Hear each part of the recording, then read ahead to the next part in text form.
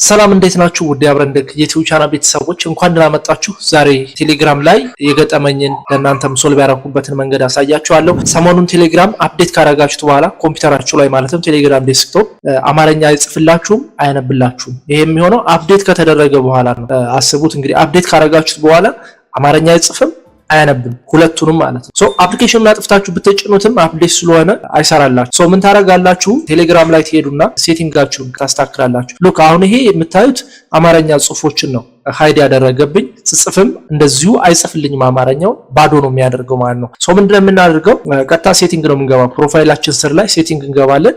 ዘን አድቫንስድ ሴቲንግ ላይ እንገባለን። ከአድቫንስድ በኋላ መጨረሻ ላይ ስትሄዱ ኤክስፐሪመንታል ሴቲንግስ ምትላለች። እሷን ክሊክ ታረጋላችሁ። ዘን ወደ ታች ትወርዱና ፍሪ ታይፕ ፎንት ኢንጂን ምትላለች። እሷ ኦፍ ሆና ነው የምታገኙት ቢኮዝ ኤክስፐሪመንት ስለሆነ እሷን ኦን ታደርጋላችሁ ማለት ነው። ኦን እንዳደረጋችሁ ሪስታርት ይጠይቃችኋል። ሪስታርት የምታደርጉት ኮምፒውተራችሁን ሳይሆን ቴሌግራሙን ራሱን ነው። ሪስታርት የሚለውን ክሊክ አድርጉለት። አጥፍቶ ራሱ ሪስታርት ያደርጋል ቴሌግራሙን ማለት ነው። ሉክ ራሱ ተመለሰ አሁን ራይት። አሁን ሪስታርት ከሆነ በኋላ እዩት አማርኛ ጽሁፎችን አሁን ማንበብ ጀመረ ማለት ነው። ብጽፍም ከዚህ በኋላ ምን ያደርጋል? ይጽፍልኛል አማርኛ ማለት ነው። it is easy በቀላሉ በዚህ መልኩ ማስተካከል ትችላላችሁ። I think this video was helpful በጣም ረድቷችኋል ብዬ አስባለሁ። ለሌሎች ሼር ማድረግ አትርሱ። አዲስ ከሆናችሁም ሰብስክራይብ አድርጉ።